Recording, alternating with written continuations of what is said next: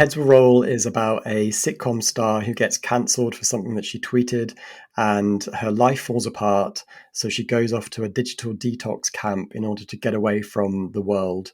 But when she gets there, she discovers that it's actually a camp for other cancelled people, and somebody at camp wants to cancel them for good. I usually don't start out talking about the actual book itself. Mm-hmm. No exception, and this is no fault of yours because you weren't named Josh. You just showed up, and that's the name you were given. But I realized that you're the fourth Josh or Joshua that I have talked to since the beginning of May. And so I did a 4-episode kind of epic thing with Josh Malerman, where I went to his house and spent the weekend there. And then after that, I interviewed Joshua Milliken for his book Teleportasm, which is on Shortwave Publishing. And then after him, I had Joshua Chaplinsky on for his book Letters to the Purple Satin Killer. And so now, by no fault of your own, and you would have been earlier if your book came out earlier in the year. I try to time it that way, but you are Josh number 4 to join me this year. And so apologies to any other Joshes, but this is the cutoff. I can't do this anymore with Joshes. I got to get another name up in here. My joke with Josh Mellerman is that I am other Josh, because I was on like a panel with him earlier in the year. I think it was the Library Journal panel. And he was talking about the other mummy with incidents around the house, and I was like, I think that I'm just the other Josh, and I don't know if that's a good thing or a bad thing, but either way, that's who I am. That's I've only had that happen one other time, where I interviewed 3 Maxes like in the course of a month. It was like Max Brooks, Max Booth, Max Berry. So that was 3 Maxes all within like 5 weeks. But and all with B surnames as well, just to really throw you off. Max B's, I didn't think about that, but so it's weird when they stack up like that. But you know what though, like being in that's good company, I think. Being other Josh to Josh Mellerman, I wouldn't mind that too much if I were you. Yeah. I actually haven't read the book yet. I've got it sitting on my shelf. And I've read the first couple of pages, and I love the style so much.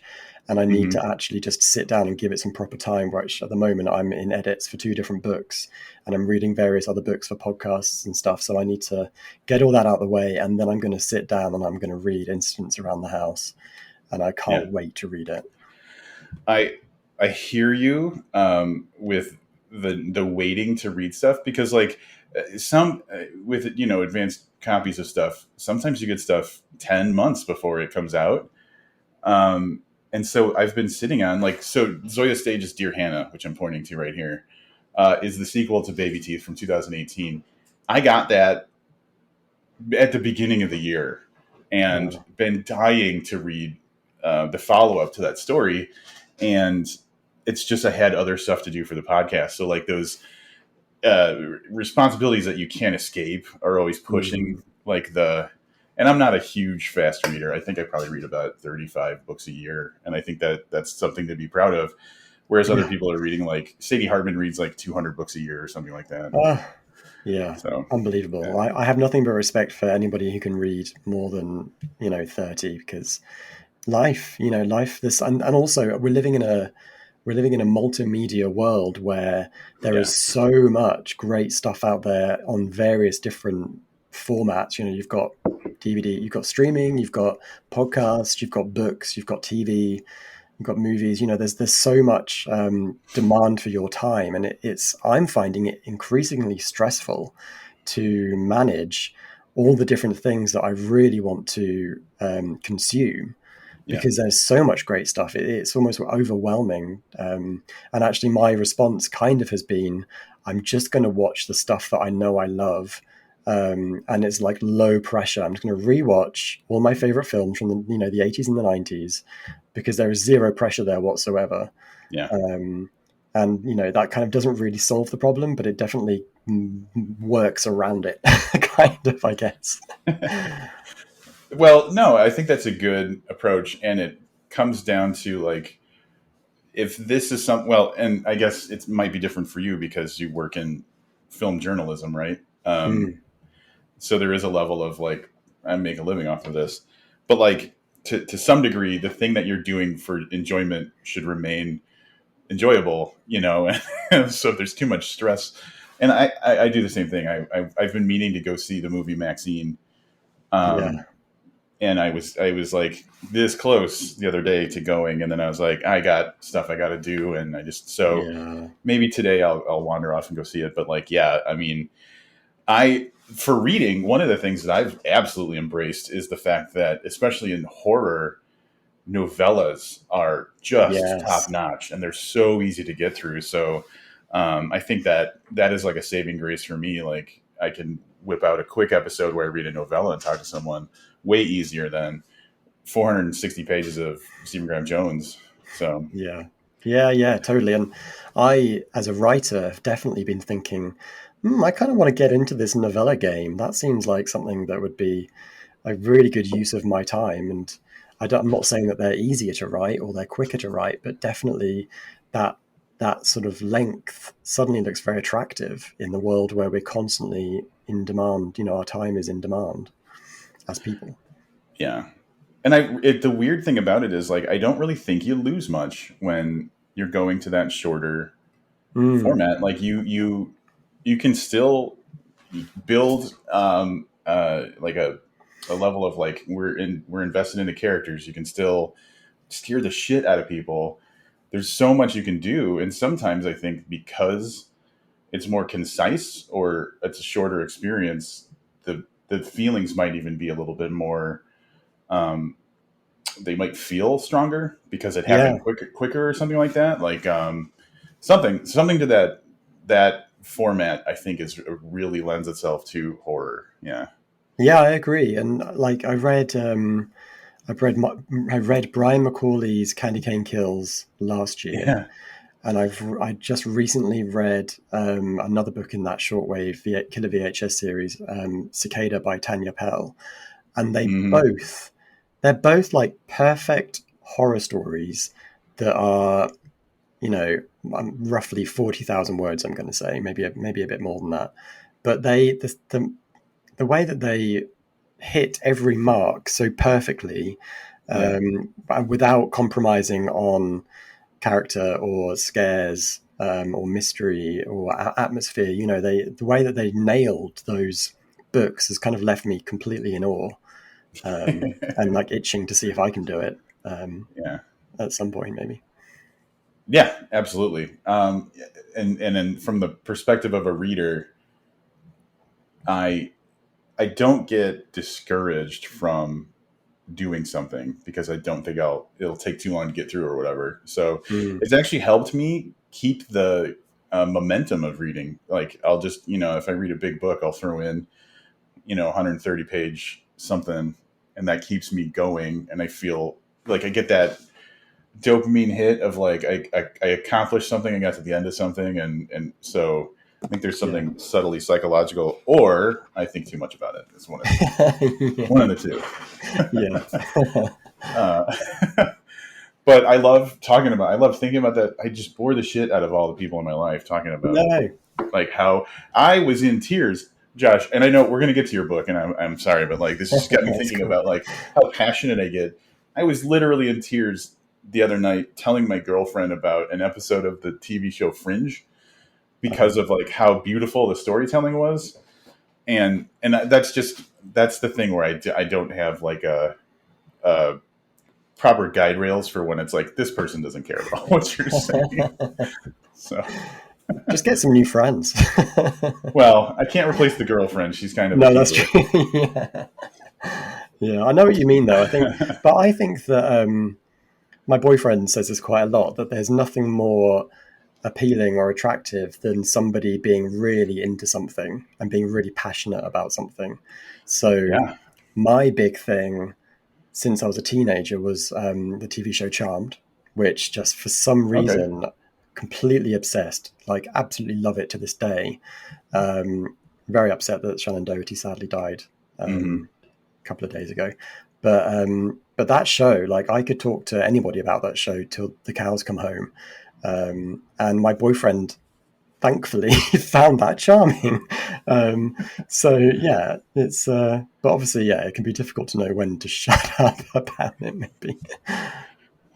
No, well, he's onto something because I do find that that's part of this is finding the thing that we can talk about where, like, you can't tell, you don't know how much you're glowing about the thing that you're saying, but the Yeah, other people can actually, like, can feel it. And what was I going to say about that? So that's wise, and I love tapping into that thing that someone's more nerdy than anything else about, or than anyone else about, and seeing, like, because it's fascinating that you care about it that much. It's like yeah, that's what makes it interesting, is that it's so important to you. So yeah, there's definitely something to that.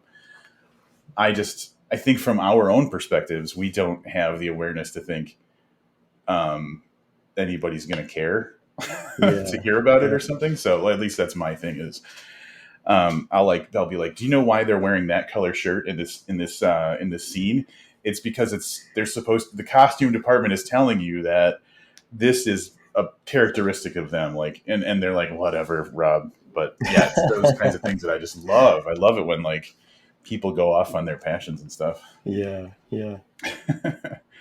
um, so all right, I'm going to take a turn into the book really quick, and Mm. it has to do with the shirt I'm wearing. So Yes.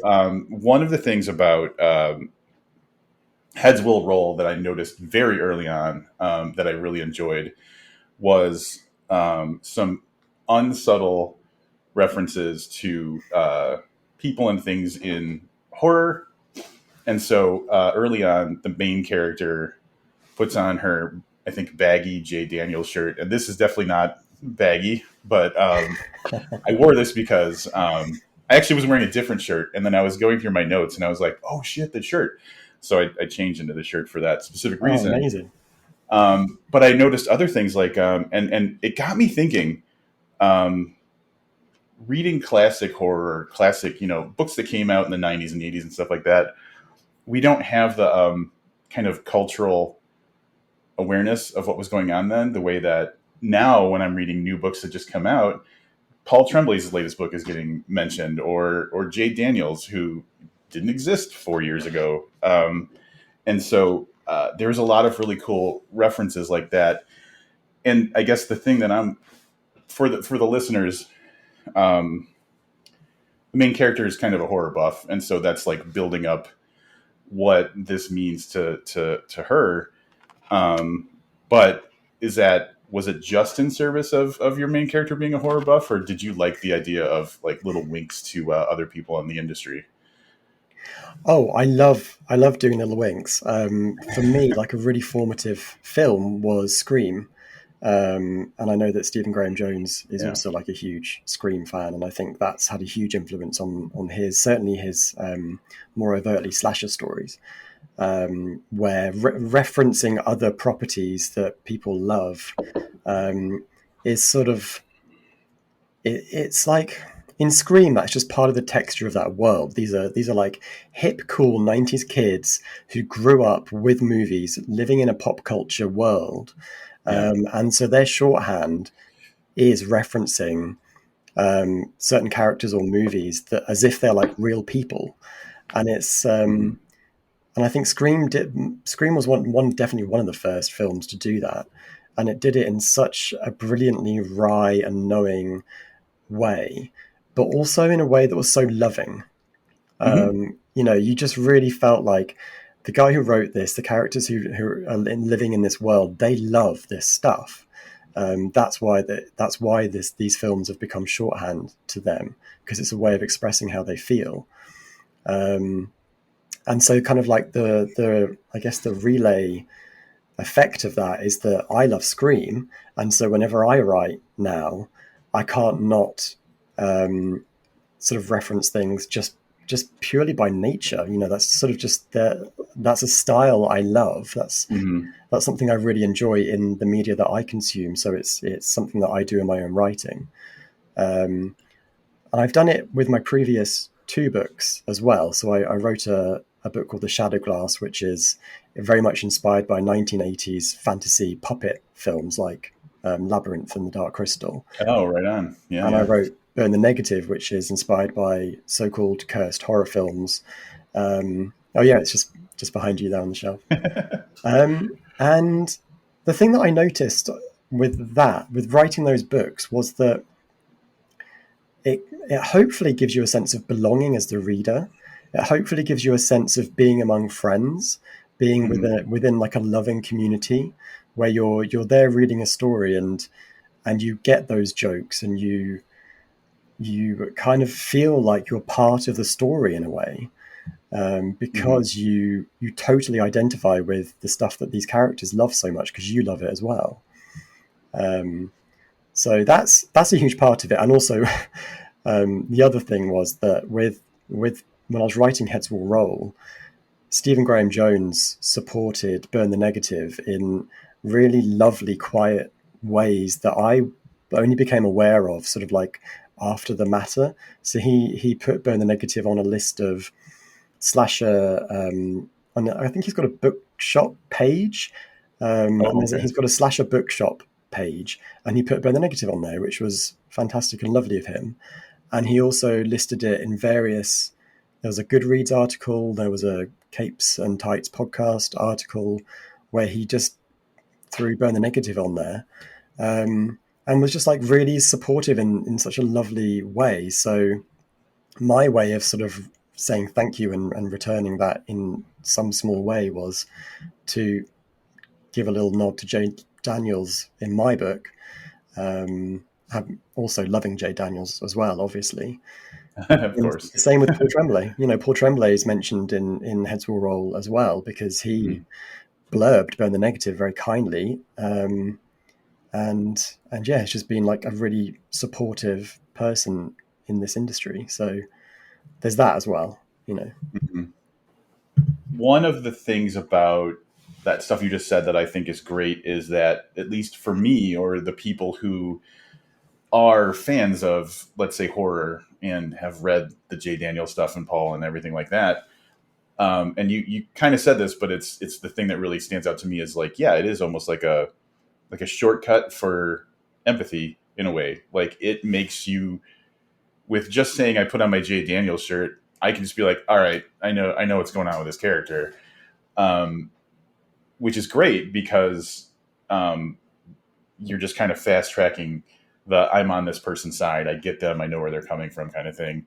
But I've also seen on social media and stuff, some of the people who have like early read that, I knew the Jay Daniels thing was in there because someone was like freaking out and posting it on social media. So like, Yeah. that's kind of cool too. Like, it's a fun thing for the fans. It has a practical use in the actual like telling of the story for the people who are familiar with that stuff. But then, yeah, you also get to say thanks to the people in the community. So, Yeah. yeah, there's a lot going on there that's really all very positive and good. Yeah. Yeah. I think, sorry, you did ask about why I made the character a horror fan as well, and I think that I was very aware that with Burn the Negative, I'd written a main character who is kind of really against horror. Mm, She's quite a you understand why.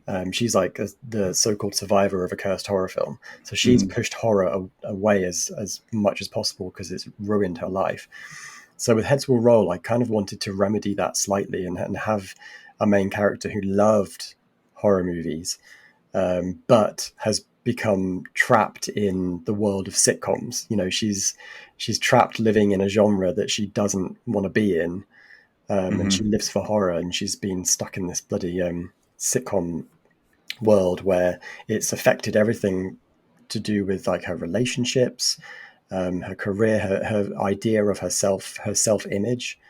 Yeah. And so I quite liked the idea of somebody coming into their own through their love for horror, and that kind of being a good thing. Yeah, there is a whole lot of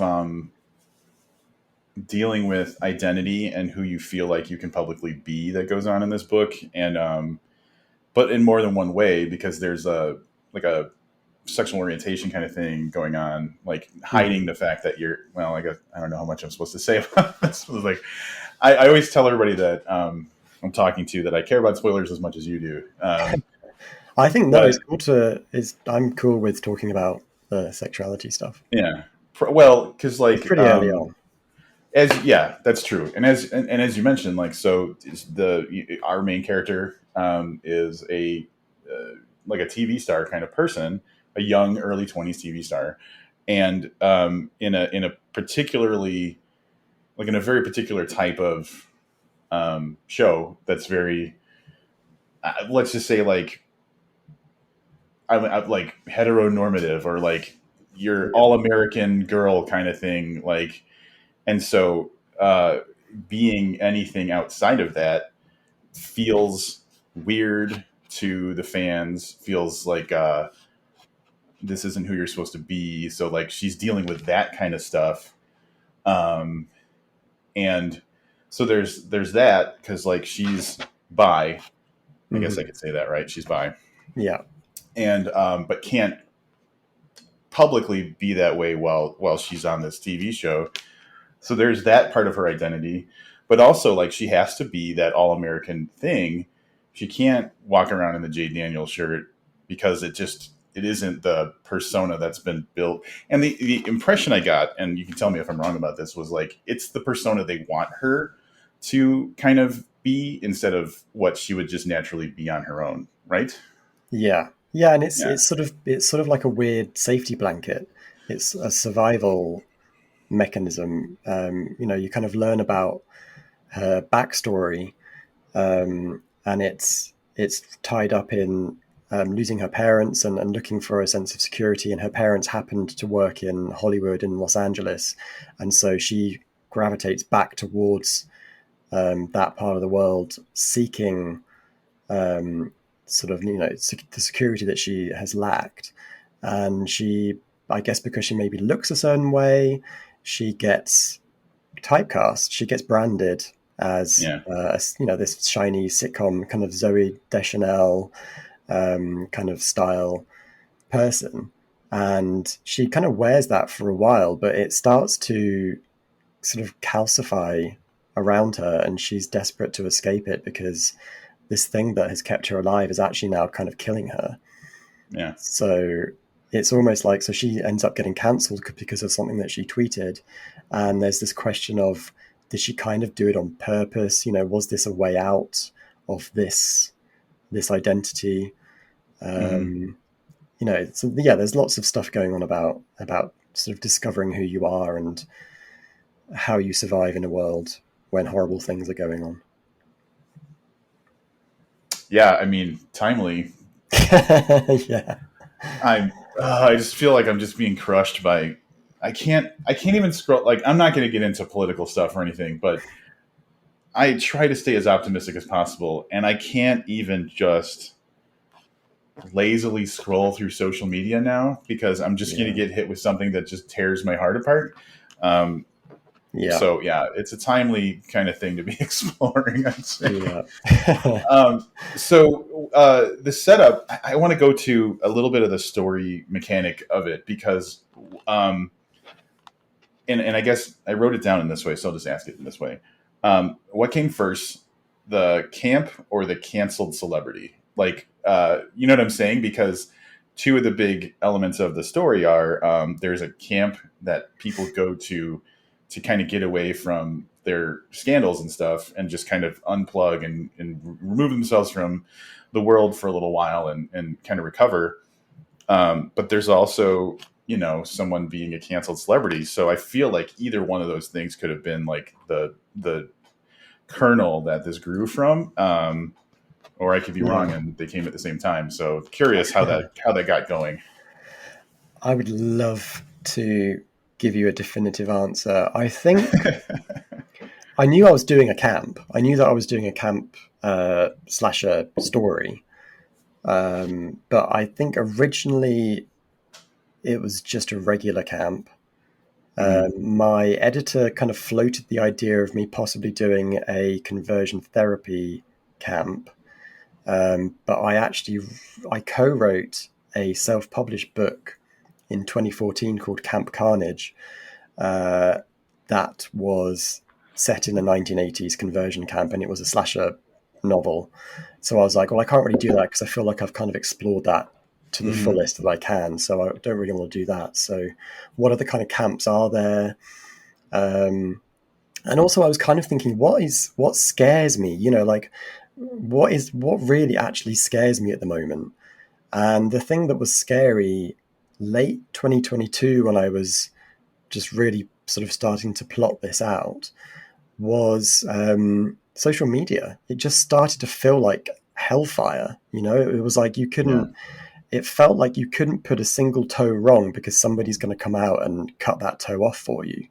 And I personally haven't really been affected by it, but I've seen other people tweeting, it's perfectly innocuous things, and somebody desperately forcing an agenda onto what they've tweeted Yeah. and twisting it and wrenching it out of all context until it resembles something horrific. And that to me is scary. And it ties into things like reputation. People have been chased offline. People have had their reputations destroyed by other people's perception of who they are. It's not just what they tweeted. It's who are you really? You're a monster, and we found you out. Kind of that's the thinking around it. Mm-hmm. So I think as soon as I started thinking about what would it actually be like to be that cancelled person, and I'm not talking about sort of people that have ended up going to court for actual illegal activity. I'm talking about for the most part, regular people who have maybe said things that aren't particularly clever, and they've been ruined online for it. Right. And so once I started thinking about that, it kind of started to become, well, you'd want to get the hell away from all technology. And that's when the digital detox camp came into it, I think. Yeah. But it's always just like, it's flying monkeys in my brain. It's, just whenever I'm plotting something, it just really is whatever comes out. There's no real rhyme or reason. Well, so um, the reason I ask that, and this is my brain when I'm reading something, I'm the type of person who establishes rules. So I'm looking for rules in a story Mm, when I'm reading, and that's why it's really good to read Stephen Graham Jones, because that guy definitely has worked rules into the way his stories work. And so I'm reading I'm reading the beginning of the book, and I know it's a camp in a horror story, and so I'm thinking about the things that need to happen in order to isolate. Like one of mm, the things about horror is you're trapped, and so and then like some of how the camp works, it comes up right away, and it's like, oh, no technology. They lock your phone in a thing, and lock the key in a safe or whatever. mm-hmm. And I was like, okay, well, he just took care of that problem. Like he like Yeah. right away, just like there's no, like that's the first door shut behind you, like and so I was like, this is going to be great. It was like, for me, that worked so well as part of the story because it's completely legitimate. It doesn't seem like it was contrived for the sake of the story. But Mm. it overcame an early obstacle in a way that I was like, I'm going to like this. I'm really going to enjoy this. So Oh, cool. Well, it's kind of my editor at Putnam. I had Mark Twain, not Mark Twain, Mark Tavani was my original editor, but he left. And I had my new editor, Aranya Jain, and they both kind of really wanted me to um, tap into the wish fulfillment aspect of this scenario as well. So that was a real challenge at the beginning for the first maybe 100 pages of the book, having an undercurrent of tension within a scenario that actually a lot of people might quite enjoy. Giving up your phone, yeah. being in this beautiful, idyllic middle of nowhere by a lake. You get to like sing campfire songs and do all these fun activities. I do yoga every day and eat cleanly, and there's no alcohol, and like that would be quite nice, I think, for a lot of people. Hmm. So the challenge there was like to pay paid sort of service to that while also being like, no, this is a horror novel. So sort of just throwing in little things that seemed a little bit off, Mm-hmm. and ramping up to horror in the way that a slasher movie would. You know, you watch Friday the 13th, the first one especially, and it's sort of like happy, happy, happy. Oh, there's someone dead, but happy, happy, happy. You know, it really does it has to earn those shocking, gory moments that come in the third act. Uh-huh. Well, one of the, I think, effective, so like you introduce those, like, something's not right in this perfect situation, like in several ways. There's like the getting the door knocked on but no one's Mhm. there, like classic kind of deal. um, but the untimely demise of an iPod was a very tense moment in like the beginning of the book, because like you can't have any technology, and so an iPod gets found, and and murdered with an axe very Yeah. publicly in front of the whole camp. And that created a weird tension where it's a rule that was broken, but the way that the rule was, why the punishment was very over the top, but it created tension in a really kind of chill Mm. situation. So and I love that iPod's death still served the story later on too, in ways that I'm not going to talk about. But yeah, like, yeah, so there was those little moments of someone knocked on my door, no one's there. Someone went nuts and like axed an iPod to death. Like, it did create those, like, things are off a little bit in this like kind of perfect Mm. situation, which was cool. Yeah. Awesome. Cool. Yeah. Yeah. I'm glad to hear it. And I'm the nerd that will find all that stuff. Yeah. One of the things, this is probably going to be a tangent, but it's more of a curiosity, because we were talking about you making references to things, and one of the campers, Buck, early in the story, talking about like restoring a motorcycle, and he says that he's gonna explore the country or explore the world Dennis Hopper style, was the way that it was put. And I stopped. I was reading. My girlfriend was in the room, and we talked about this. And I was like, they just said Dennis Hopper style. And so in my mind, I was like, this is a reference to the movie Easy Rider. Yes. And I'm right about that. Okay, good. Yeah. Um, and she's like, okay, yeah. And I was like, don't you know how that movie ended? And she's like, what? She couldn't think of anything specifically wrong. And so we discovered that she had watched an edited version for American television that cut out like a good chunk of the end of that movie, and I had seen the movie in its full form. And so when I said that to her, she's like, "Oh, okay, so like hippies riding around on motorcycles," and I Yeah. was like, "They got murdered by rednecks." Yeah.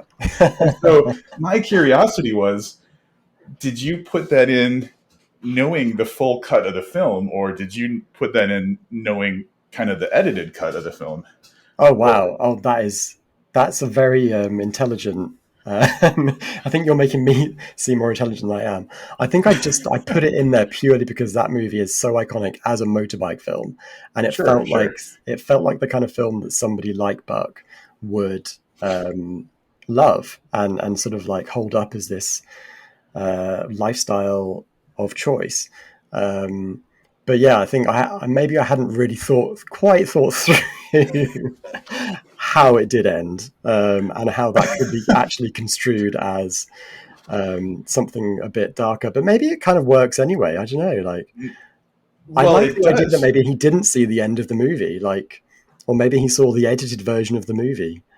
He just Yeah. was like getting high, getting stoned, watching Easy Rider, loving it, thinking it was the best film ever, and he always passed out before he got to the end.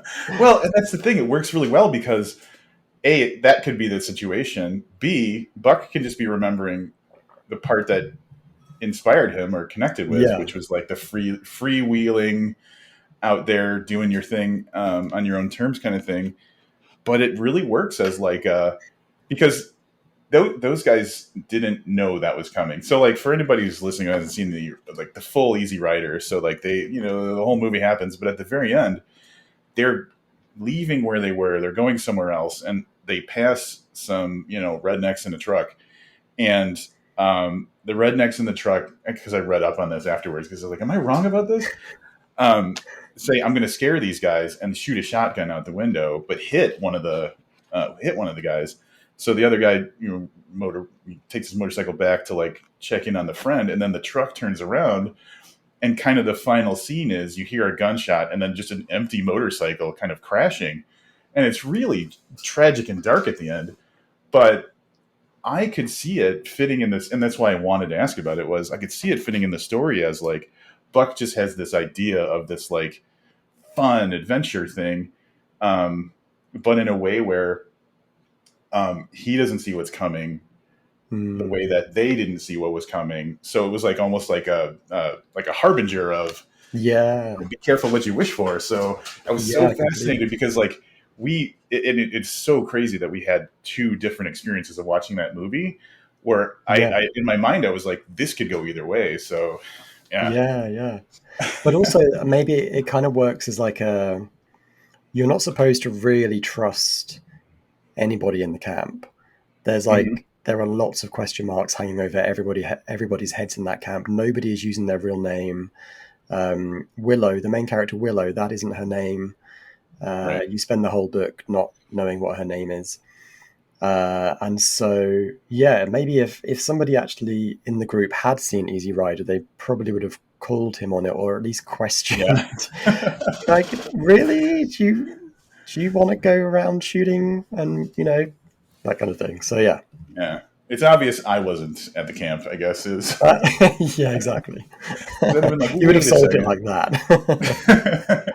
But no, that was just such a. But that goes back to me really overanalyzing stuff sometimes. Where no, that's great. No, I love that. That's the reason to put this stuff in there. Like you put these Easter eggs in for readers who want to or are able to sort of like excavate them and really go, okay, interesting. Like, why has that been chosen? Mm-hmm.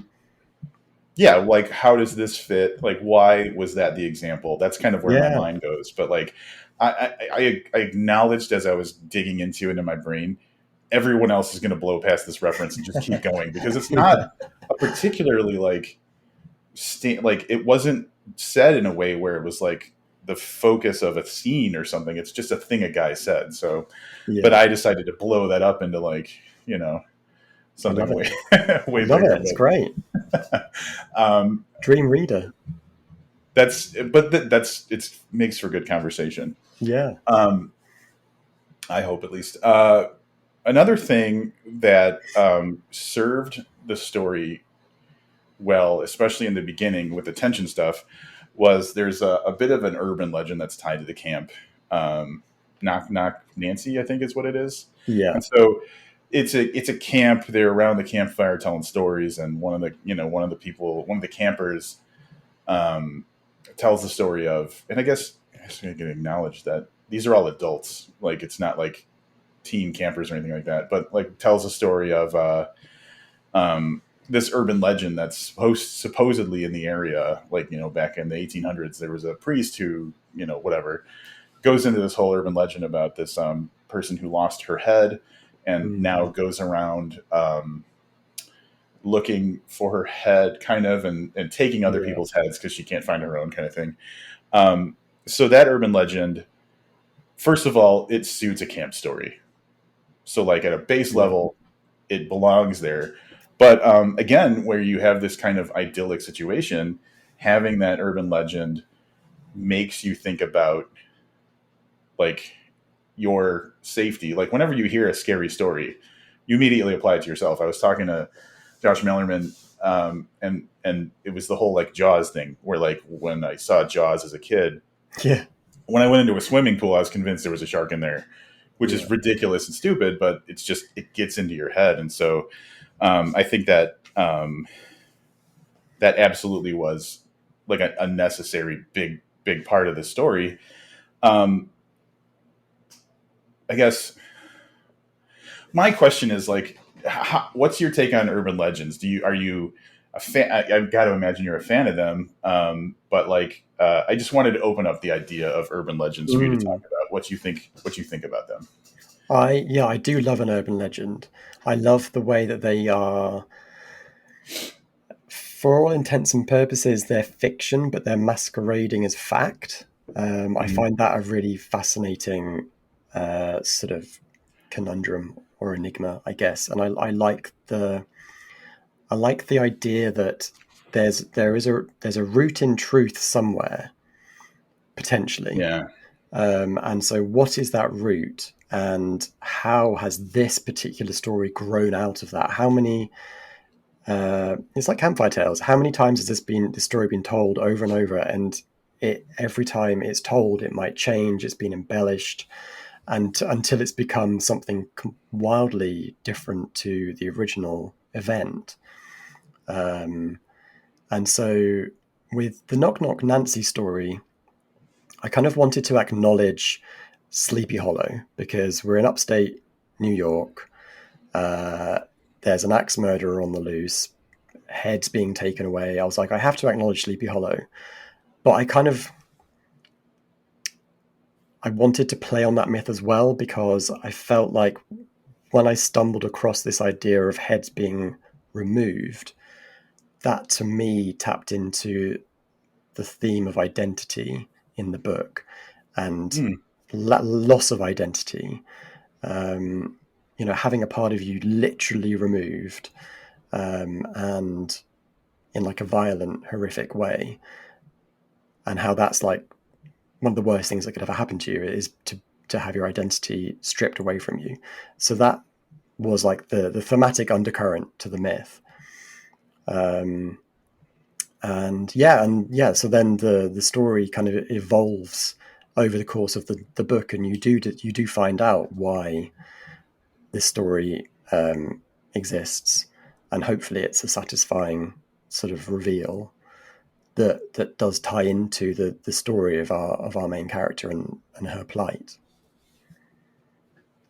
And definitely leads to some of the more disturbing imagery. So, what I haven't acknowledged yet is that like we're in a horror book, and like people die throughout and stuff like that. And there's some some stuff at the end of the book with the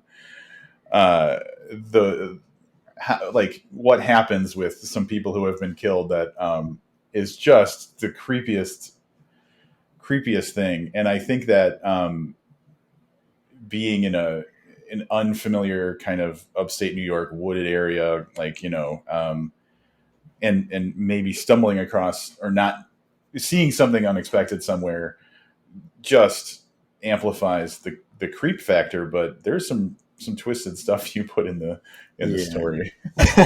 Yeah. There was some stuff that I was like, is this going too far? I'm not sure I'm allowed to do this. Um, but it felt right. It felt like it fitted. It didn't feel exploitative. It didn't feel sort of left field in a way that didn't fit the story. It felt perfectly in keeping with the story that was being told. So Mhm. it Yeah, stayed. Yeah. I'll agree with that. One thing that occurred to me, so you live in England, Yeah. and this takes place in upstate New York. Um, do you have any personal experience in the area, or I, and then maybe as a follow up, like what was the thought behind setting it there? I've watched at least 12 Friday the 13th movies. Oh, I love it. I have been up that way. I've been to Beacon. Um, I've been to Connecticut. I actually, um, not to be like grossly name droppy or anything, but I actually once visited the house of Lorraine Warren, the paranormal investigator in Connecticut. So I've been up that Oh, kind of nice. part of the world. So I totally have a first-hand experience of being there, and going hiking around Beacon was just unbelievably beautiful. But also, if it hadn't been sunshine and smiles, it would have been absolutely horrifying. I would not Hmm. want to be out in the woods when the sun went down. So yeah, Yeah. I have experienced that part of America. But yeah, I guess writing Americans, I was nervous about that. But I kind of got around it with Burn the Negative. The main character, she was born in America, but then she, from a very young age, was raised in England. So I felt like I had a bit of wiggle room there that I could, if I messed anything up, I would be Mm-hmm. okay. But then with Heads Will Roll, they're pretty much like it's a fully American cast. And I did start getting slightly in my head about, would they really say that? Is that how an American would respond to this? Um, and I'm very aware of amazing American authors like Grady Hendrix, whose sort of cultural touch points are so specific and so beautifully on point. I could never ever do that. I could never replicate that. It would just be impossible. That's lived experience, and I couldn't ever do that. Mm. So I just tried to be as authentic to the characters, just as human beings as I could, and Mm-hmm. then hoped that I could make them convincingly American. Well, mission accomplished. I will say Ah, that there wasn't a moment where I was like, "Oh, that's where the British is coming through" or whatever. mm. Like, so I feel like, and maybe that's a credit to the approach of keeping the characters very authentic. I'm not Yeah, and sure, but I yeah, have like, to say, I did get help from the proofreaders and the editors, and there were a couple of Britishisms that did slip in, and it was really specific stuff. Like, uh, I kept saying things like, I've not been there before, or I've not done so and so. And that apparently is a Britishism, yeah, whereas an American would say, I haven't, yep. which I hadn't realized I was doing. But some very eagle eyed copy editors spotted those, and very grateful for them. So, yeah, I definitely had help. Yeah. Which now that example, it seems so odd because it's the same words but different Right. contractions of words. It's the exact same thing but contracted differently, so Yeah. that it's an It entirely changes. different sounding. Yeah. Yeah, that's Completely bizarre. changes it. But Yeah. it's stuff that you'd never, yeah, think about. Yeah, yeah, that's funny. Yeah. Oh, I also, quite a late draft, had dungarees, I think. One of the Hmm. characters dresses up in dungarees, and that really confused my copy editor in America. She kind of said, well, what do you mean? What's dungarees? And you call them overalls, I think, or Uh coveralls, huh. or Yeah. Uh but huh. we overalls for us are like not that at all. I can't really explain what they are, but they're not dungarees. Right. Yeah, that's a good point. And now that I'm thinking of it, the only American reference to dungarees I can think of is probably like from a Led Zeppelin song from the '70s or something like that. Ah, But otherwise, yeah, yeah. Overalls, I yeah. think is what. Yeah. Now I'm thinking of the movie X, Oh because yeah, she iconically is wearing the yeah. overalls in that, the dungarees in The that. dungarees. Yeah. I just rewatched that recently in preparation for going to see Maxine, and Oh, holy crap, man, Ty West yeah. can do I some know. stuff. He's great. I've loved his stuff. I loved House of the Devil. That film blew me away. Um, yeah, he's just great. I think he's. Oh, and The Innkeepers. The Innkeepers is brilliant. Love that film. Yeah, I'll have Yeah, to. he's great. I have to catch up on my Ty West. Oh, I'm new to the phenomenon, but yeah. yeah. Oh man. The way that Um, he's able to do, he's clearly like a style stickler, like a stickler for style. Like he's able to be very specific in the way that he captures an era, not just like the era as we imagine it, but the era of film as it was shot and as it was filmed. mhm. So yeah, but he also is able to tell a great story. So he's kind of got style and substance, which is the golden twosome. Well, not to go off on a whole Ty West um, tangent, Mm. but the movie Pearl. So you watch X and you're like, okay, I'm down for this. I want to see the origin of this crazy old lady. And you watch Pearl, and Mia Goth just in that. So there was that kind of monologue kind of closer to the end where Yeah. she's talking to the sister-in-law or whatever. And that was like a real holy shit thing. And then that smile that she held at the very end of the movie was just the creepiest, most unsettling thing. So she deserves some credit. She acted her ass off, I think, in those. Oh yeah, she's great. She's phenomenal. Yeah, if they ever made a Shelley Duvall biopic, I think Mia Goth would absolutely kill it. Yeah. Yeah. Who, may she rest in peace. Yes. Recently, Shelley Duvall. Yeah. We have just been devastated. Like, yeah, we lost Richard Simmons and Dr. Ruth, I think, in the same day. Wow. And then, losing Donald Sutherland. Donald Sutherland. Yeah. Which made me want to go back and watch the movie Backdraft. Yeah. Of all things. Yeah. Okay. That's weird. So, all right. Talking about, Burn the Negative is the kind of classic haunted film kind of idea of a story, which I kind of want to make like book playlists of like books that touch these topics, because Paul Tremblay's book recently, what is it, the Night Film? Marisha Pessel does that kind of thing. Anyway. Yeah. And now, so Heads Will Roll definitely lives in that like camp slasher story style.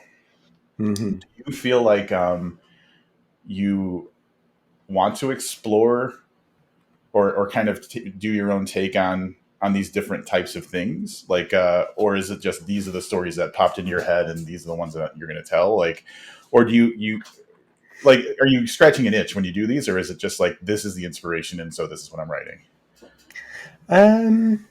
That's a really good question. I've been kind of struggling to think about what a third book in this kind of sequence might be. Like, what's the next thing that I love that I would want to do my own spin on?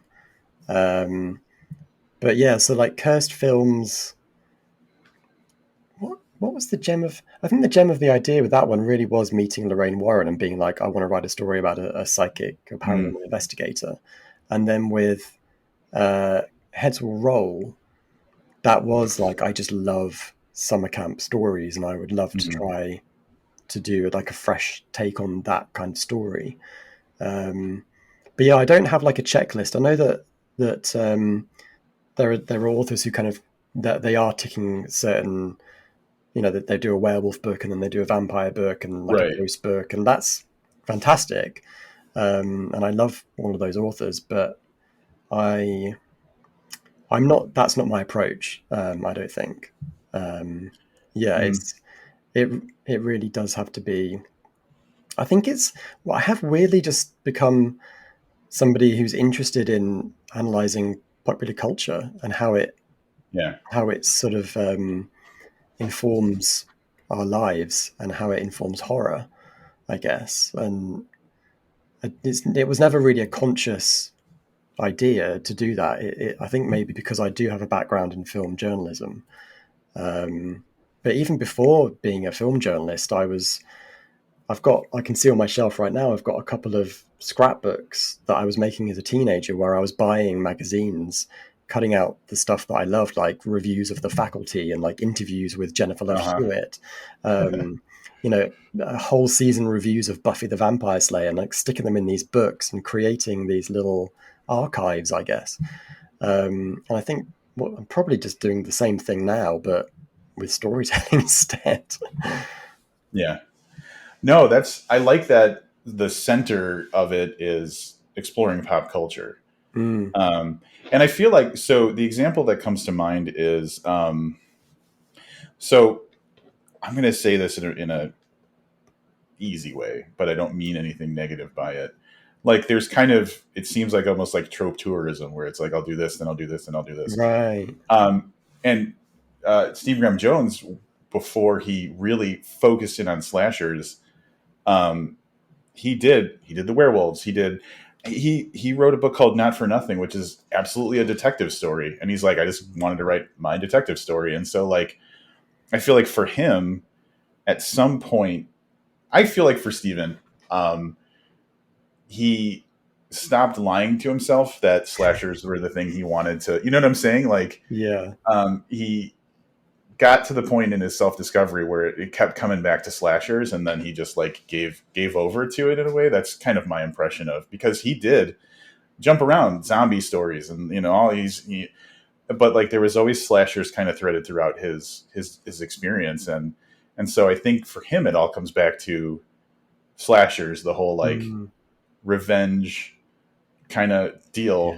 yeah. So yeah, I again, me overthinking things is like, what is the thing that pushes you? And like, so far for you, it sounds like it's examining pop culture. And if there's anything to be said about that, is like, where is there more horror than in us interacting with each other? So Yeah. Yeah. that's kind of cool. Yeah. I think that definitely for me, I've got a sense that I would like to be able to tell stories that sort of have the representation that I didn't ever really have as a teenager.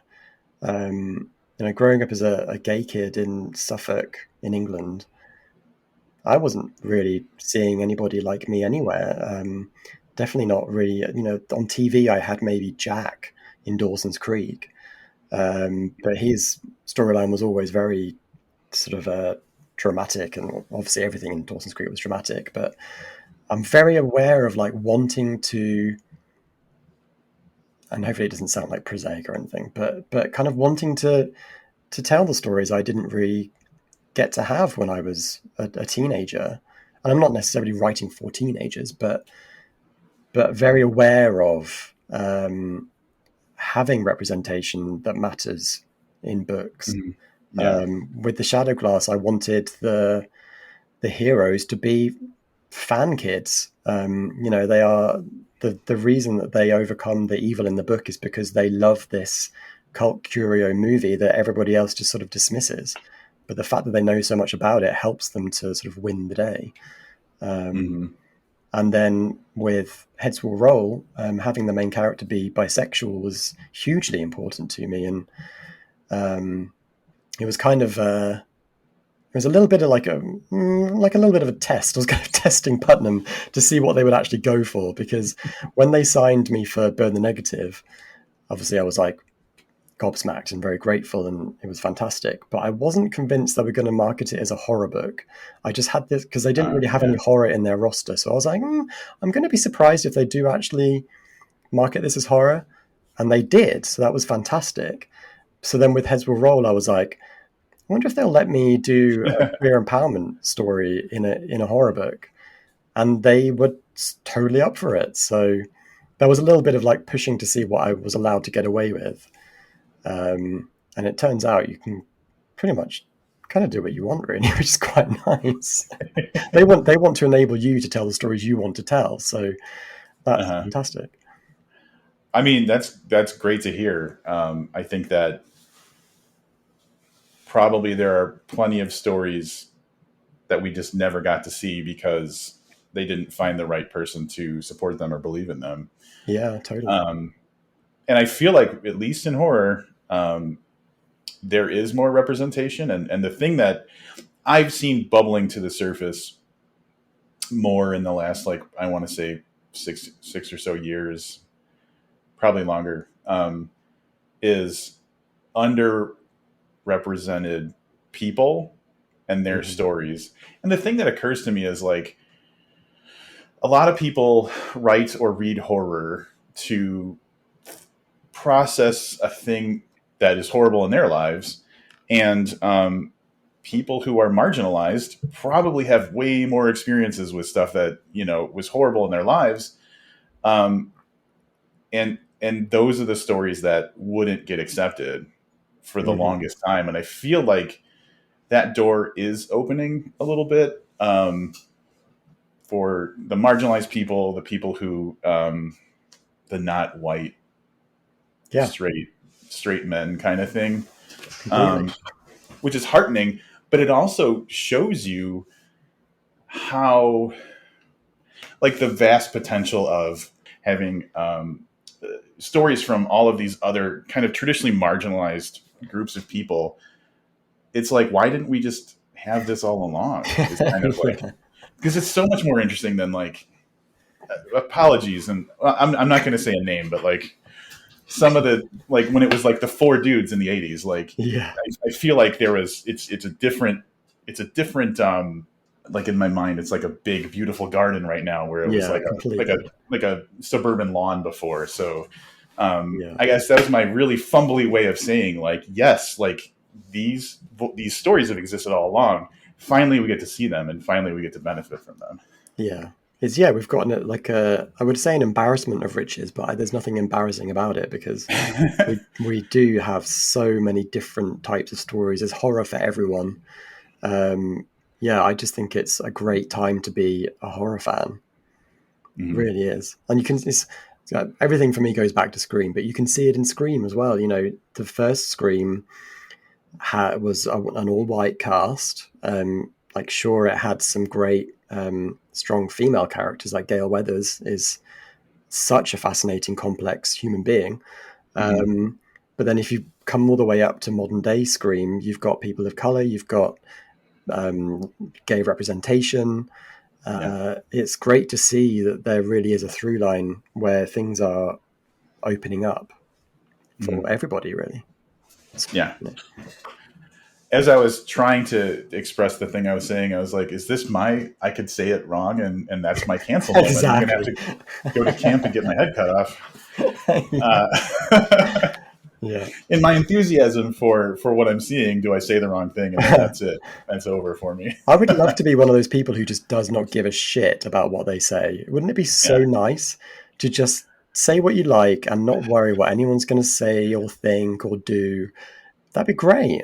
Well, so I Or would have it be thought about awful? that. I've been thinking about that because I think that you can, as long as like you're not like a bigot or like like if you're feeling evil things, then you feel like I can't say what I want because you're fucking evil.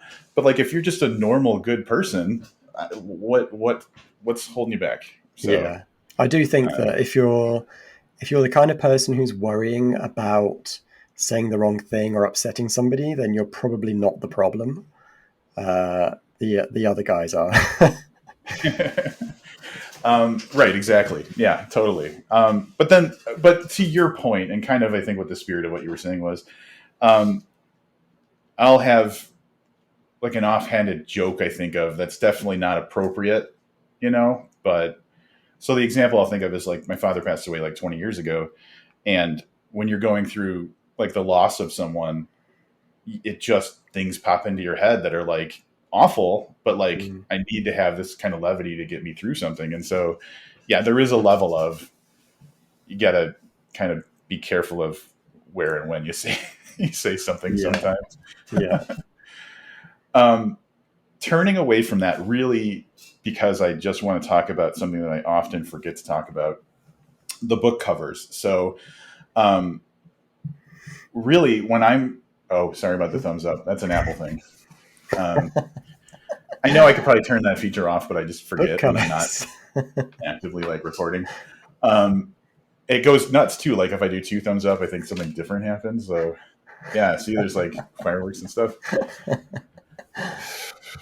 The modern technology. Yeah, Um, Book covers. Like when I'm trying to figure out what I'd like to maybe read for podcasting, I look at Emily Hughes' list, yeah, readjumpscares.com, yeah, of what's coming up in horror, or I look at authors that I'm aware of posting like their publishers marketplace announcements and stuff like that. But I can't tell you how compelling seeing a cool cover is to like digging into my memory so I remember it later. So mm, um, when I saw the cover for the American cover for Heads Will Roll, it's a really cool, and it's for anybody who's watching on YouTube, you see it right now. It's a really cool, striking cover that like it kind of like promises the general idea of what you can expect in the book. But I only recently saw the UK cover, mm, which I think is way more beautiful and interesting. So Oh, first cool. of all, congrats on having good covers. But Thanks. how does that stuff play out for you? Like, what's your involvement in that kind of thing? Um, sort of. Uh, I'm trying to remember. Like, I would say minimal. I'm trying to be honest. Minimal involvement, maybe. Like there are certain generally. So when I did my first two books, when I did Shadow Glass and Burn the Negative, I was very enthusiastic, and I put together PDF documents for my editor that sort of included covers I loved, covers that might give a certain feeling, Hmm. posters, movie posters, things that would sort of like suggest how we might do the cover. And then the designer does their thing, and they do like fantastic, amazing work that is completely not. It's like unexpected. You know, they always do something really surprising. So with that, with Heads Will Roll, I didn't really do any PDFs. I kind of stopped doing that because I just felt like I could trust them at this point to deliver. You know, let people do what they do well, kind of thing. Yeah. Um, with Heads Will Roll, we did. My one note for that cover was to change the title font because the font that was originally on there was quite conservative. It was just basically sort of like an Arial style Okay. font, very very basic. It had like a sparse beauty to it, but for me, if I saw that, I wouldn't necessarily get the sense of fun, and so that was the one time that I did say, can we not get something a bit more hand drawn or sort of freer, looser? And that's when they came back with the cover that we have now, and I think it's brilliant. It's Um, great. I think it really works as a physical book. I think when I first got emailed that cover, I was very surprised by the amount of empty space on the cover. Like right in Mm-hmm. the middle of the cover is just a big empty black space, and that kind of threw me at first. And I was a bit like, "That's is that going to work? That's a bit strange." But I actually think it's really quite funny and quite clever to have that much dark space on a cover that is set in the middle of nowhere in a summer camp Yeah. because it helps the imagination. I think, Hmm. Yeah. yeah. Um, but the UK cover, uh, that kind of went back and forth. The thing that went back and forth with that cover was the throat slit. Right. The original art that was sent to me was the throat slit art, and my first reaction was, "Are we allowed to do that?" You know, think of the children, kind of nonsense. Um, and the reason it stayed was because Waterstones, which is our big bookshop chain over here, like you guys have Barnes and Noble and we have Waterstones, they were really pushing for the Goria cover, and so Okay. that's why we ended up with the cover that we have now. And I know that Grady Hendrix's books were a big influence on the designer. The amazing marketing person Georgie, she loves the My Best Friend's Exorcism cover, that kind of Oh yeah. VHS, the scuzzy VHS cover. Oh, you have You it on can't your see shelf it, right but now. Yeah, it's like right there. Yeah. yeah. So I think she briefed the designer to sort of go for that kind of grungy feel. Mm. Um, but I also think that I don't know if this is the same in the US, but in the UK, graphic novels are like huge right now. Um, they've always been sort of big, but they've absolutely exploded and kind of gone mainstream in a way over here. Hmm. So I wonder if that's another reason for that particular style because they wanted to try sort of Uh, draw in the graphic novel crowd. I don't know for sure, but it's a theory. if it works, Yeah, yeah. yeah. I think that the big thing for young people in the United States right now is manga. Like that Mm. is, Oh, that's huge here as well. yeah. Yeah. Um, Not as much the graphic novels, I don't think, but yeah, manga Mm. is just um, out of control, which good. Like Yeah. I've always, I feel like probably when I was younger, I had a snobby phase where it was like, oh, you're not reading real stuff. Now, if you are reading, if you're taking time to look at things on a page, and it makes you feel happy, I'm Mm. mission accomplished. So like I'm everybody read the thing you want. Yeah. Like I saw, what did I see? I saw like on Instagram or something, a thing where it was Barnes and Noble, the end of an aisle, and it was a bunch of kind of like monster erotica, like romance kind of books or something like that. Uh-huh. And someone was joking about it, and I was like, people care enough about that they made an entire display for it. So Yeah. there's people who enjoy it. Yeah. Let them enjoy it. Just let them enjoy it. So Yeah. Let people love what they love. yeah, exactly. Completely. Um, a couple of things that came up. First of all, since we're talking about the kind of like the base of the story is a camp slasher kind of thing. Where are there any books or movies that immediately come to mind as camp slashers that you really enjoy or would recommend? And before I let you answer, I'm going to grab one that Oh, I absolutely love. Hang on a second. okay. Yeah. So I want to see what it is. I'll hold it up in a second. Okay. It's actually like it's come out in 2 iterations over the years. Have you ever heard of an author named Joey Cabot?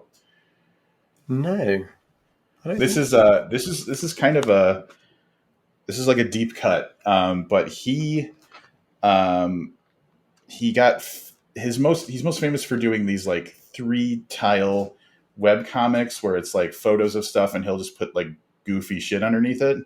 So he kind of came to popularity in the web comic thing back in 2010. He came out with a book called Bible Camp Bloodbath, Oh, cool. and it's a kid who his mom is a um, like a makeup artist for horror films, and Uh-huh. it's just her and her kid, and this kid gets sent to a Bible camp basically because he's got no friends and like just to meet people and stuff like that, and it just goes fucking crazy like right away, and it is gory as hell. Oh, So it great. originally came out as Bible Camp Bloodbath back in 2010, but then re-released um, 2013 as The Summer Has Ended and We Are Not Yet Saved. Ah, So he that's basically took cool. that small story and blew it up into a bigger. He really built up a lot of like the relationship with the mom and stuff. Oh, so he But kind of rewrote it. he kind of like he grew it out a lot. Yeah. So I don't think they're easy to find, but like it's quick and um, just hilarious. So it's not scary. It's basically like gratuitous murder in a funny way. So he takes a whole different take on it, but it just lives in my mind because there's at one point like the killer is trying to convince the main character kid that he's the one that killed everybody, but like by using like fake voices and stuff, it's really weird. But like it's obvious that he's like, how fucking crazy can I just make a camp slasher story? Yeah. And so that Yeah. it just that lives in my heart. So Cool. um, I hadn't heard of that, so that's going on the list. yeah, he's a Yeah. Canadian author. He's written a handful of other things, but that one definitely. Bible Camp Bloodbath is the original, and then The Summers and We're Not Yet Saved is the kind of expanded kind of rewriting of it. Mm, But that being cool. said, what kind of camp slasher stuff? Because you've mentioned like Friday the 13th series and stuff like that, obviously. But Yeah. what other things come to mind that really you love or that you think people should discover? One of my favorites is Final Girls, which is a 2015 movie. Mm-hmm. And it stars Tessa Farmiga. She's like the younger Farmiga. She's like the daughter of an actor who was the final girl in a slasher film. And she gets pulled into the film with her friends and they have to act out the movie. And it's sort of like she's coming to terms with the death of her mother through the movie, through acting out the movie. Her mum is obviously in the movie, so she's there with her mum as a character in the film. It's like really self-knowing. It's very funny. It's surprisingly moving. It's got a great Mm-hmm. use of the song Betty Davis Eyes, which is one of my absolute favorite songs ever. And it's got like a genuinely epic final battle set a bit amid like lightning strikes and all this kind of stuff. Mm-hmm. Yeah, it's like, it sounds weird to say that a slasher film is sweet, but it's a really sweet slasher film. Yeah. So that is one of my absolute go-tos. Have you seen it? The way that the ending scene that you referenced is so bizarre to me because it feels like you're meant to feel like you're on a piece of film, but it's so multi-dimensional and like it Yeah, fucks with time and everything. And they did such a good job of like making that cinematically interesting. yeah, it's Yeah, it so was a good good. movie. Yeah, I own it, and I'll go back to it every now and then for sure. Yeah, yeah. I haven't watched it in a long time, but I can't not mention Sleepaway Camp. It's problematic. There's a lot of problematic stuff in it, but it's sort of like, I hate that people excuse things by saying it's of its time. It is of its time, um, and it does have some. It's interesting to watch as a curio, I think, and it has its Mm. fans, and it did spawn like a weird little mini franchise. Uh, so that's an interesting one. I actually haven't gone back to it. I watched it when I was a teenager. It was really difficult to get hold of for a really long time, and I managed to get Mm. like a US VHS when I was a teenager and watched it that way. And it's a bizarre film, but it's definitely sort of canon, I guess, for slasher camp horror. Um, I'm trying to think, like, other things that I love aren't so like camp set stuff, that, things like Adam's Family Values, that has a summer camp in it that is hilarious and is kind of quite horror movie things that go on there. Um, and yeah, not Hatchet. I don't think Hatchet's in a summer camp. It's just in the woods. In terms of books, didn't Riley Sager do? Isn't The Last Time I Lied? That's a summer camp kind of story, but it's like dual timeline. So it's like Oh yeah, I'm not sure. what happened 20 years ago and what's happening now that someone goes back to the camp. And that's quite a cool one. I think it's like his least well-known book. I think he's written other books that have gone bigger. Mm. But I really enjoyed it, and it's got some really cool stuff in it. Um, One of the books that I would have read as a teenager is a book called Camp Fear, which was a point in the UK. It was a point horror. I think in the US it would have just been point. But yeah, it's like a teen summer camp book.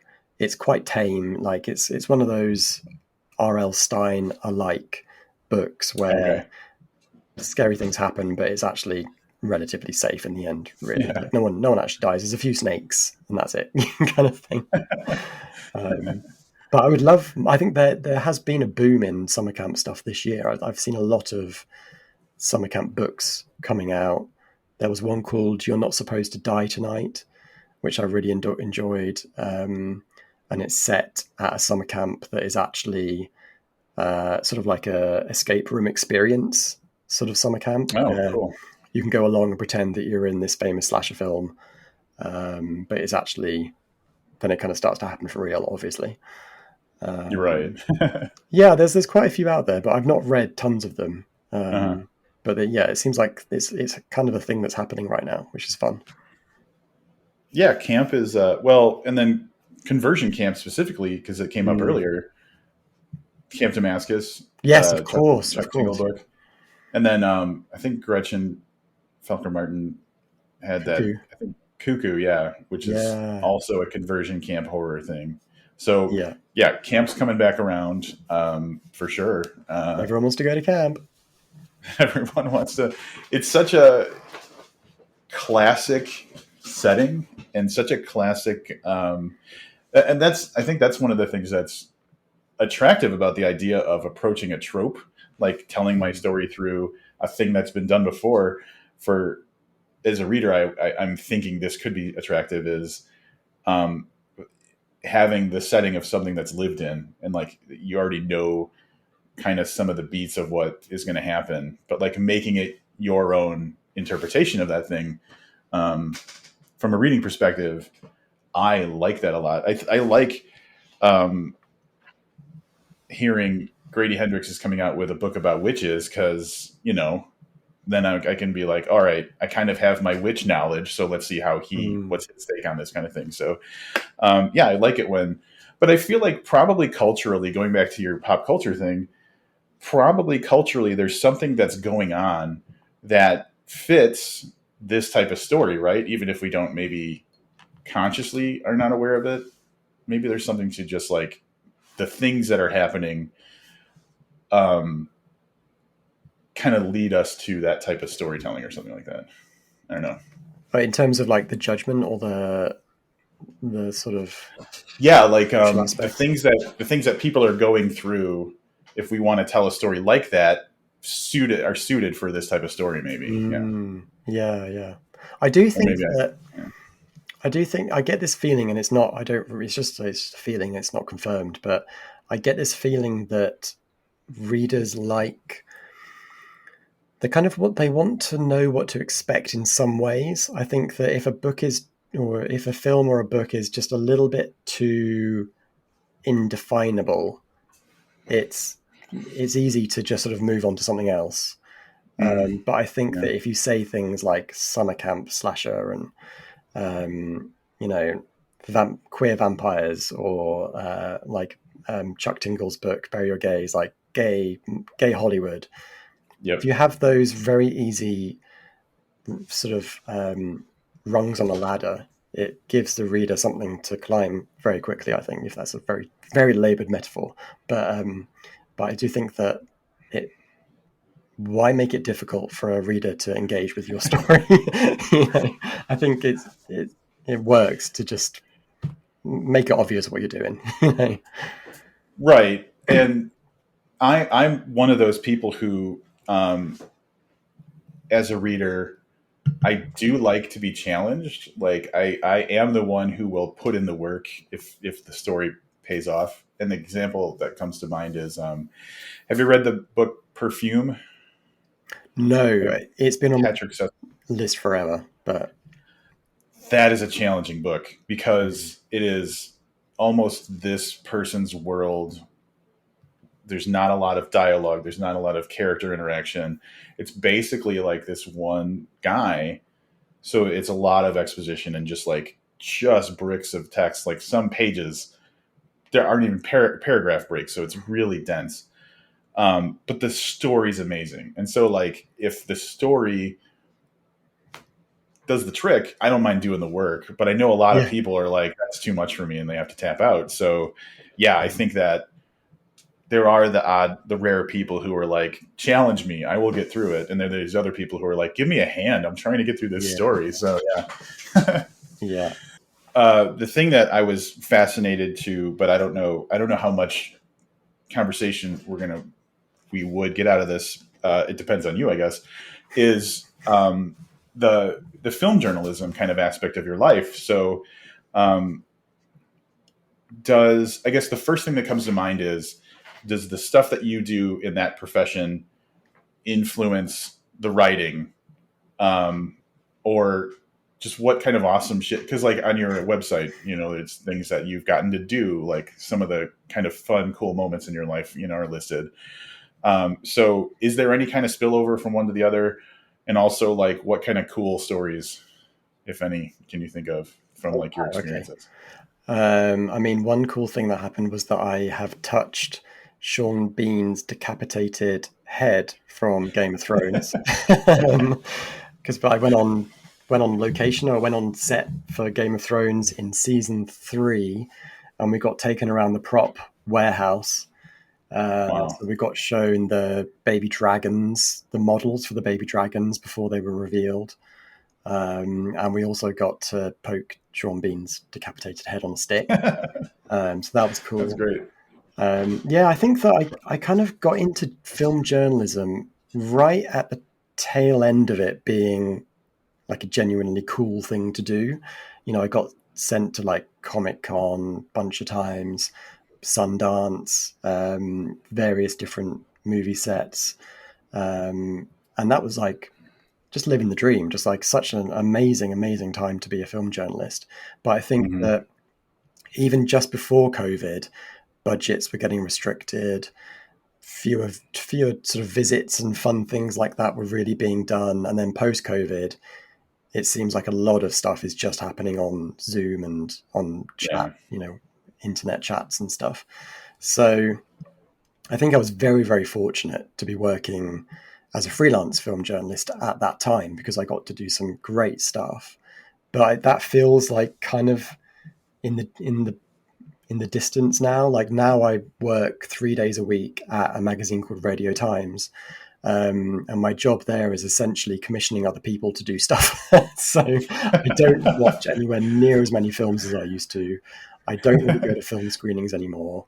I definitely haven't done an interview for a couple of years. I think my last interview was Emily Mortimer. She did a fantastic horror film called Relic, which is, I gave it 5 stars. I think it's an absolutely brilliant film. But yeah, I'm not really doing it as much as I used to. I feel like I'm definitely more and more entering the murky waters of the book world than film journalism. But it definitely completely inspires everything I do. Completely. I don't differentiate storytelling between books and movies. I see them as the same thing. You're still building a story. I think it's possible to tell a cinematic story with words. You don't need to watch it on a screen. So that's a huge part of it. I always say I would never have become an author unless I had been a journalist, because I think that as a journalist, you're trained to use as few words as possible and use the right words. You're being paid by the word, so every single word on that page has got to sell itself because you're being paid for that word. And I think that I definitely try to apply that to my book writing. I'm like a ruthless editor. I'll take out so many dead words. And yeah, like I think because my books are so far have all been like mixed media as well. So it's been a fun exercise to draw on my journalistic skills, and sort of give them sort of a bit of a home in the book world as well. So doing things like interviews and transcripts and articles and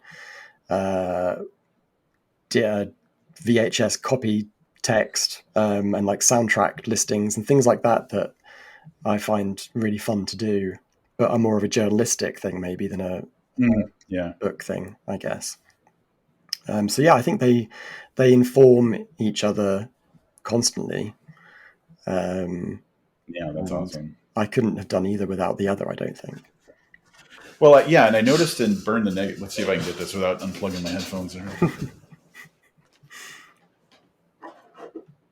I should have just had my stuff set up so it was easy to get to instead of moving around or whatever. But yeah, there's definitely like and now I'm not going to flip right, like in the past I'd flip right to stuff. But isn't there like there's like little like photocopy of a page of a book and stuff like that. So I'm the type of person who just loves like when people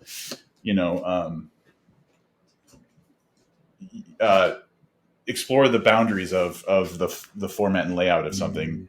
If it serves the story, obviously Paul Tremblay comes to mind because he can't not do that stuff. But yeah, like so I hadn't thought about your other experience informing like what those possibilities are, but that's really cool.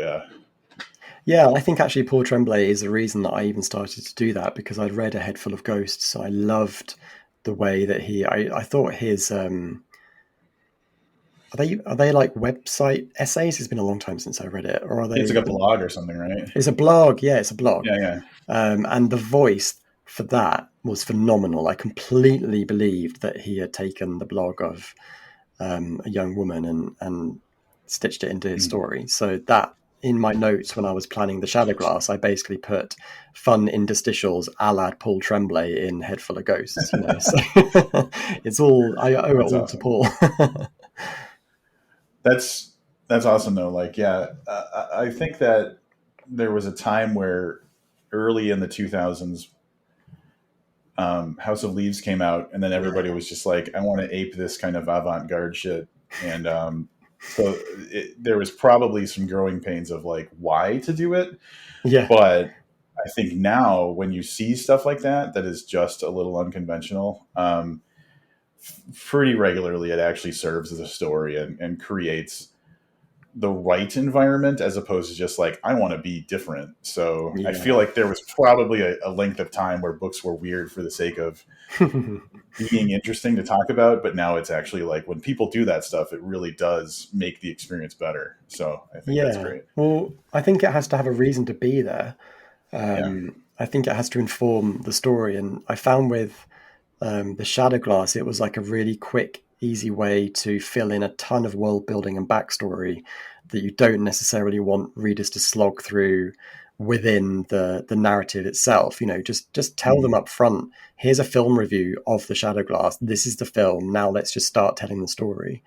Yeah. Um, and also it hopefully helps you to feel like you've seen that film, that film, everything about that film, and by the end of the book, that film kind of does exist in your head because Hmm.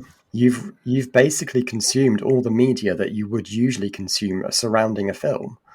Yep. So hopefully, That's really cool. it's kind of like my insidious way of trying to create fans. That's awesome. We we talked a lot about horror, and I think I've done this a lot recently, and this has happened to me. So I didn't consider myself a horror podcaster, but I just kind of kept growing more and more of a horror kind of thing until I am of that world, even though I don't identify that way. So the thing I did was to immediately put you in as a horror author, and like I feel like because it's a camp slasher and stuff like that, that makes sense. But do you consider yourself a horror author, or are we just writing some horror sometimes? I guess is the question. That's a really good question. I I think I would say I'm a horror fantasy author or a Okay. fantasy horror author.